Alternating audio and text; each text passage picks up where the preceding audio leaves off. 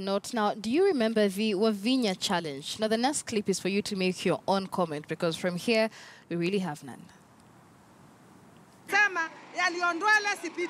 Kenya is bigger than Chebukati. Kenya is bigger than Wavinya.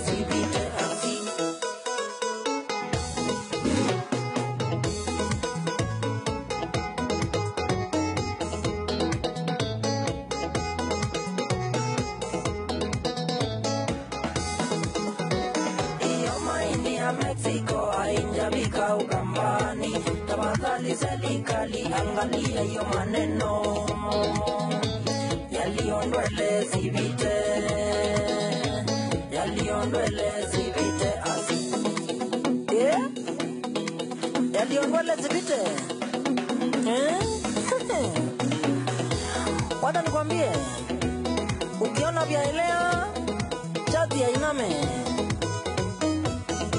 Mbalaka mbalaka, aina halaka. Nataka kusalimia ndanda yangu, Wavinya Ndeti. Nataka kumwambia, yaliyondwele zipite. Watu wote wakalonzweni, yaliyondwele zipite.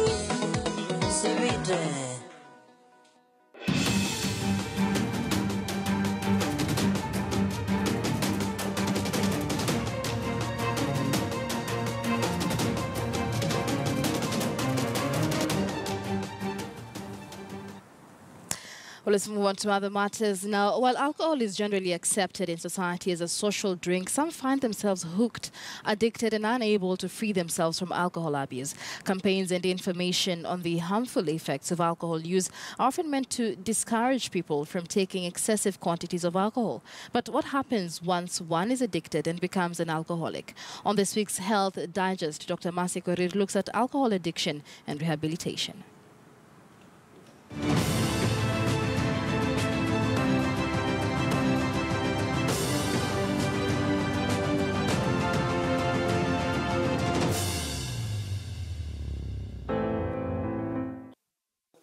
Edwin Mboro, a husband and a father of one, is a recovering alcoholic, 2 years sober.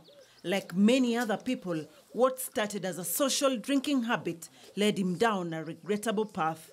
I used to do it daily, and I was not doing 2 or 3 beers. I was doing more than 10, and more than 10 got to a point where it's just giving me the normal high. So I had to look for spirits, something that could, really jog me. Edwin's life became dependent on alcohol. As a high-functioning alcoholic, nothing could be done without alcohol in his system, not even work. The relationships collapsed. But it happened slowly, it doesn't happen all at once. His wife had a tough time. She didn't know what to do. And basically in the society we are living in, the wife is supposed to keep things of her marriage to herself, not to expose the husband or such things. So it's also very hard for a woman in that position to go somewhere and ask for help. But his wife decided enough was enough when one morning after his usual drinking, Edwin got convulsions. She called for help. He found himself at a detoxification center, wishing for alcohol to avoid the withdrawal symptoms he was experiencing.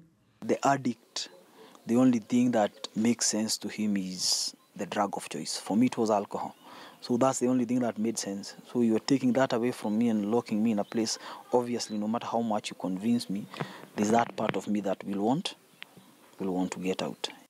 His family could have none of that. His liver was getting bad. He was checked into the retreat, a rehabilitation center that has seen many people come in with various drug problems as early as 19 years. Now they're at home.